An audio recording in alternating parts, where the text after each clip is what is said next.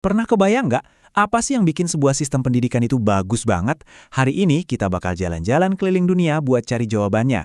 Kita akan bedah filosofi unik di balik pendidikan anak usia dini di 4 negara yang sangat berpengaruh. Finlandia, Jepang, Tiongkok, dan Italia. Yuk kita cari tahu apa yang bisa kita pelajari dari mereka. Oke, biar kita benar-benar paham, kita akan pecah jadi beberapa bagian. Kita mulai dari tujuannya dulu, lebih penting bermain atau karakter. Terus kita akan lihat gimana ruang kelas itu sendiri bisa ikut membentuk cara belajar, peran penting seorang guru, dan terakhir kita rangkum semuanya buat lihat pelajaran apa yang bisa kita ambil. Jadi, kita mulai dari pertanyaan yang paling mendasar. Sebetulnya, apa sih tujuan utama pendidikan anak usia dini? Apakah tujuannya untuk menciptakan anak-anak yang bahagia dan bebas? Atau untuk membentuk warga negara yang disiplin dan bertanggung jawab? Mungkin fokusnya harus ke prestasi akademis? Atau jangan-jangan ini semua tentang melahirkan para pemikir kreatif? Jawabannya ternyata beda banget di seluruh dunia. Nah, gimana negara-negara ini menjawab pertanyaan besar tadi? Kita akan lihat dua filosofi yang sangat kontras yang jadi dasar sistem mereka. Di satu sisi, ada kekuatan bermain yang luar biasa, dan di sisi lain, ada penekanan yang kuat banget pada pembentukan karakter. Pertama, yuk kita intip Finlandia dan Italia. Di sini, filosofinya simple tapi dalam banget. Anak-anak belajar paling efektif saat mereka yang memimpin. Pendidikan itu soal penemuan, eksplorasi, dan serunya belajar lewat bermain. Kalau di Finlandia, sistemnya itu percaya kalau anak-anak akan belajar secara alami. Jadi nggak banyak tes-tes standar, nggak ada ranking-rankingan kelas. Yang paling penting itu adalah kesejahteraan dan kesetaraan untuk semua. Dan ini nih, yang luar biasa. Pendekatan yang kelihatannya santai dan fokus pada bermain ini ternyata nggak mengorbankan prestasi akademis sama sekali. Malah sebaliknya, seperti yang bisa kita lihat dari skor PISA internasional mereka, siswa Finlandia itu konsisten ada di jajaran terbaik dunia. Ini bukti kuat kalau bermain itu, ya pekerjaan seriusnya anak-anak. Sekarang kita lihat sisi seberangnya. Ada Jepang dan Tiongkok yang menekankan disiplin, tanggung jawab bersama, dan pendidikan moral sebagai inti dari proses belajar.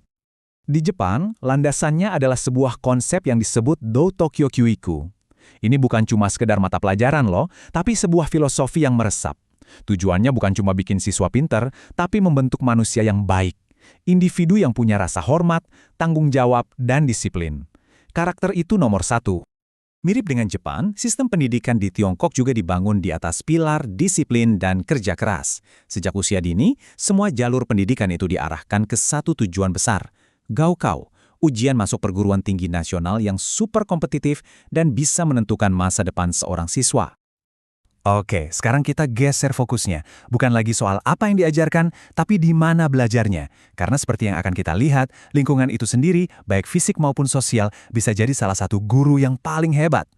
Di Italia, sebuah ide brilian muncul dari puing-puing sisa perang, bahwa lingkungan bisa menjadi bagian penting dari pendidikan seorang anak. Dari sinilah, lahir konsep revolusioner tentang lingkungan sebagai guru ketiga. Coba bayangin deh, sebuah ruang kelas yang isinya bukan cuma meja dan kursi, tapi sengaja dirancang untuk memancing rasa ingin tahu, mengajak kolaborasi, dan secara aktif mengajar lewat keindahan dan desainnya.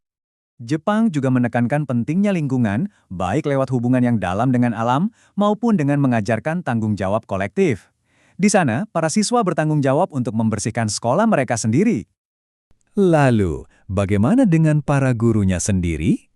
Nah, peran mereka ternyata juga sangat beragam, sama seperti sistem tempat mereka bekerja.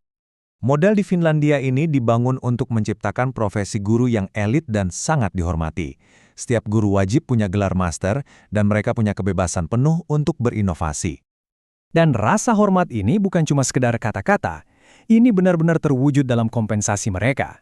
Dengan gaji rata-rata yang setara dengan lebih dari 40 juta rupiah sebulan, Finlandia benar-benar menghargai para pendidiknya, menunjukkan betapa pentingnya peran mereka bagi masyarakat. Tabel ini dengan sempurna merangkum betapa beragamnya peran seorang guru. Ada yang jadi fasilitator dan peneliti di Finlandia, pemandu moral di Jepang, figur otoritas di Tiongkok, bahkan ada yang jadi rekan belajar di Italia. Setiap peran ini secara fundamental mengubah dinamika di dalam kelas. Setelah menjelajahi dunia-dunia yang berbeda ini, apa sih poin krusial yang bisa kita ambil dari semua ini? Kalau ada satu hal yang bisa kita simpulkan, ini dia. Sistem pendidikan itu bukan formula yang berdiri sendiri. Mereka adalah cerminan hidup yang secara sempurna merefleksikan nilai-nilai terdalam dari budaya mereka. Apakah itu kesetaraan di Finlandia, keharmonisan di Jepang, semangat berprestasi di Tiongkok, atau perayaan kreativitas di Italia. Kutipan yang kuat dari Loris Malaguzzi, pendiri pendekatan Reggio Emilia ini, dengan sempurna menangkap filosofi Italia dalam memelihara berbagai cara seorang anak mengekspresikan diri mereka yang tak terbatas. Jadi, singkatnya, kita telah melihat 4 jalan yang berbeda namun sama-sama sukses, yang dibangun di atas nilai-nilai inti seperti kepercayaan, karakter, disiplin, dan kreativitas. Nah, saat kita mengakhiri pembahasan ini, pertanyaannya kembali kepada kita. Jika sekolah kita adalah cermin, apa yang kita lihat saat kita bercermin pada sekolah kita sendiri? Nilai-nilai apa yang terpantul? Dan yang lebih penting, nilai-nilai apa yang kita ingin sekolah kita cerminkan tentang masyarakat yang sedang kita bangun?